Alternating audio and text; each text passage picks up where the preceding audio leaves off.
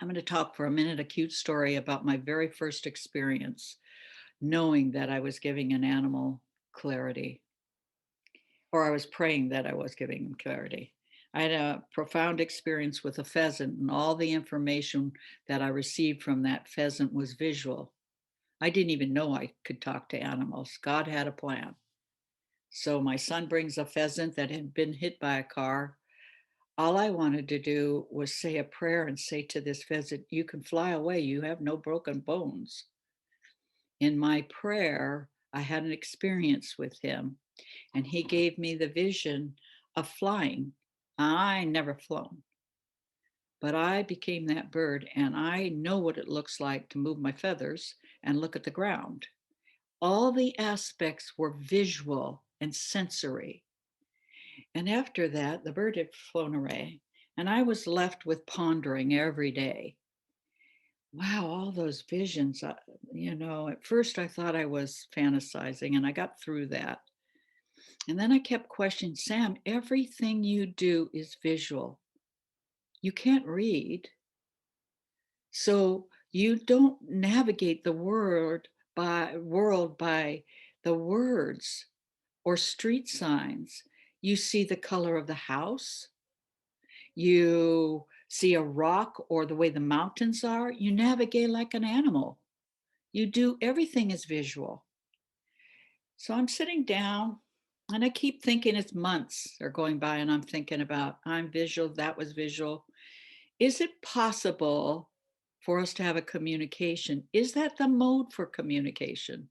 So one afternoon I'm sitting down, I'm having lunch and in my living room, and all of a sudden, aha, why don't I try?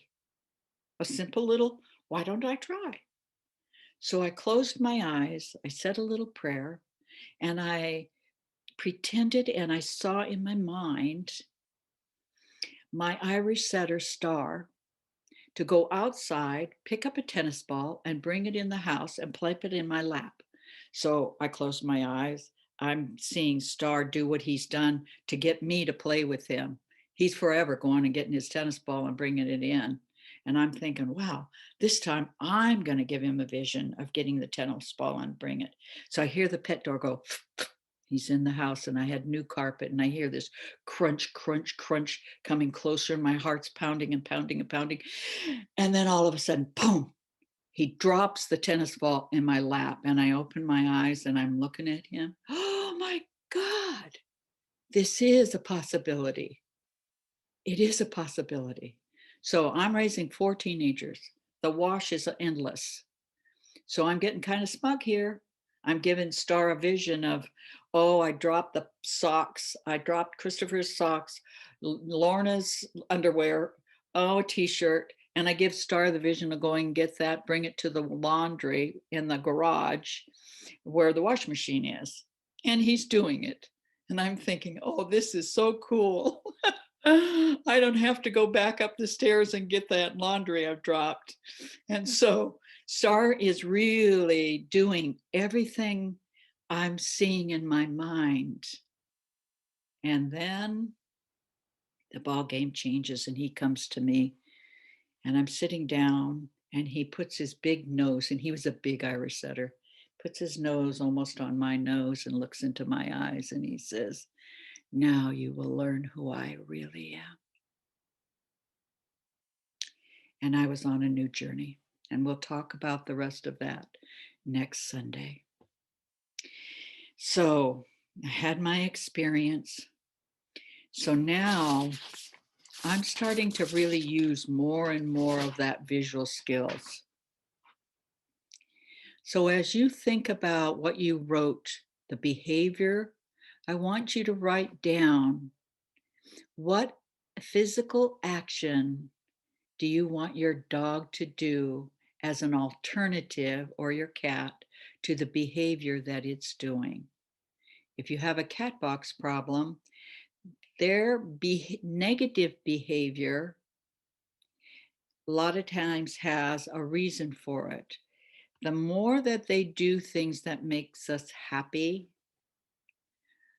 the more we ignore that there may be a physical or emotional problem. They only have one tool: bad behavior to get your attention. So you have to rule out that bad behavior. If it's a cat box problem, then check to see if they have a urinary tract infection. If it's some kind of a fear, then maybe it's a fear of the doorway. When you want them to walk through the doorway. And so what you would do is see them walking through that doorway and how happy it makes you, and that you pretend you are them doing it. Add your emotion. Look at both sides, walk through the door. Look at both sides, because if they're frightened of the door being shut, I accidentally did this with Polar Bear, and I have a sliding pocket door, and I was going out and I slammed the door and he was coming through. It caught him right in the middle.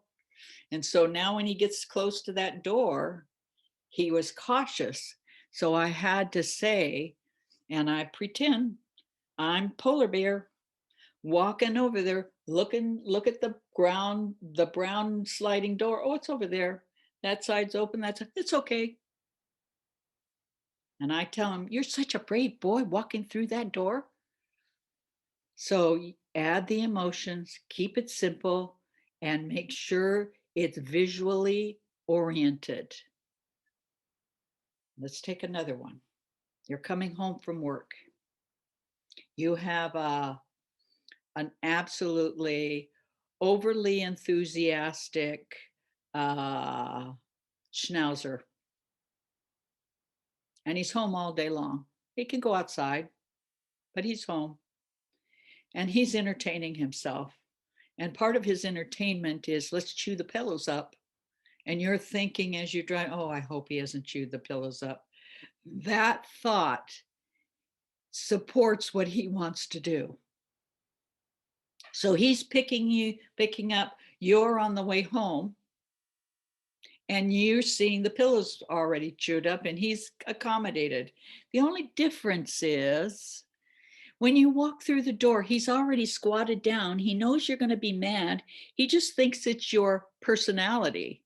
He doesn't think it has anything to do with the pillows at all. And you're shaking the pillow and getting angry with him. And you're telling him no, and he's kind of looking at you, not quite sure, because you've given him the okay. So how do you change that? An alternative. I love it when you patrol the baseboards and chew on your big chewy and see the house, see the pillows right where they are. Pretend that it's all neat and nice. He spent the day chewing on his chewy, patrolling the baseboards inside and the fence on the outside. Alternative to the behavior, action oriented. So now, do we have any questions?